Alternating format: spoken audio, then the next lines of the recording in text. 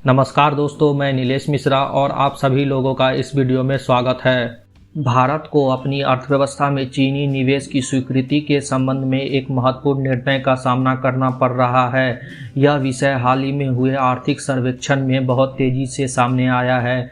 चीनी कंपनियों को भारत में निवेश करने की अनुमति देने की मुख्य आर्थिक सलाहकार की सिफारिश 2020 से लगाए गए अनौपचारिक प्रतिबंध के विपरीत है। इस प्रतिबंध के लिए पड़ोसी देशों से निवेश के लिए विशेष सरकारी अनुमोदन की आवश्यकता होती है, जो स्पष्ट रूप से चीन का नाम लिए बिना चीन को लक्षित करता है। इसके बावजूद 200 से अधिक चीनी कंपनियों ने भारत में अरबों डॉलर का निवेश करने की अनुमति देने के लिए आवेदन किया है, ताकि चीन की तुलना में कम विनिर्माण लागत का लाभ उठाया जा सके। चीनी निवेश की अनुमति देने के पीछे आर्थिक तर्क आकर्षक है। सर्वेक्षण में सुझाव दिया गया है कि भारत के निर्यात को बढ़ावा देने के लिए विशेष रूप से अमेरिका और यूरोप जैसे विकसित बाजारों में उच्च मांग वाले इलेक्ट्रॉनिक्स आइटम भारत को चीनी कंपनियों से विनिर्माण निवेश को प्रोत्साहन करना चाहिए। चीन की बढ़ती श्रम लागत इन फर्मों के लिए भारत में उत्पादन स्थानांतरित करने के लिए एक आकर्षक प्रस्ताव बनाती है, जो भारत के निर्यात राजस्व में काफ़ी वृद्धि कर सकती है। यह रणनीतिक वियतनाम जैसे देशों की सफल आर्थिक नीतियों को दर्शाता है।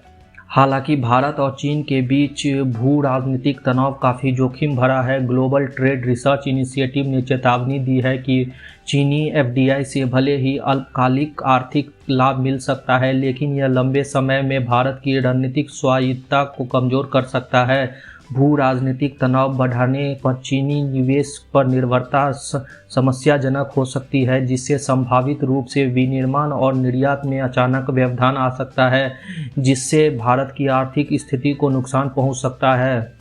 इन चिंताओं के बावजूद चीन के साथ भारत का व्यापार घटा, जो कि $50 बिलियन है, चीनी निवेश के संभावित आर्थिक लाभों को रेखांकित करता है। चीनी इलेक्ट्रॉनिक्स कंपनियों को भारत में विनिर्माण के लिए प्रोत्साहन करने से यह घाटा कम हो सकता है और दोनों देशों के बीच आर्थिक संबंध मजबूत हो सकते हैं।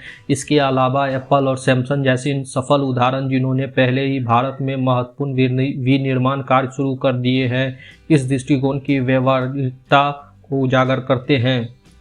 अंततः चीनी निवेश की अनुमति देने के निर्णय में आर्थिक लाभ और राजनीतिक सुरक्षा चिंताओं के बीच संतुलन बनाना शामिल है। आर्थिक सर्वेक्षण में सुझाव दिया गया है कि इलेक्ट्रॉनिक्स क्षेत्र पर ध्यान केंद्रित करना एक विवेकपूर्ण शुरुआत हो सकती है, जिससे यह सुनिश्चित हो सकते हैं कि निवेश उन क्षेत्रों में हो जो भारत की निर्यात क्षमताओं को बढ़ावा देती है। इस सूक्ष्म दृष्टिकोण का उद्देश्य भारत की अर्थव्यवस्था में बढ़ती चीनी उपस्थितियों से जुड़े संभावित जोखिमों को कम करते हुए आर्थिक लाभों का लाभ उठाना है। इस महत्वपूर्ण मुद्दे पर व्यापक जनता और नीति निर्माताओं के बीच बहस जारी है। मैं आपसे जल्द ही मिलूंगा दूसरे वीडियो में। तब तक आप सभी का बहुत बहुत धन्यवाद। मुझे आशा है कि यह वीडियो मनोरंजक था। इसके अतिरिक्त यदि आपको यह आनंददायक लगे तो इसे अपने दोस्तों के साथ साझा करना ना भूलें। अगले वीडियो में हम मिलेंगे। टिल देन, जय हिंद, जय भारत।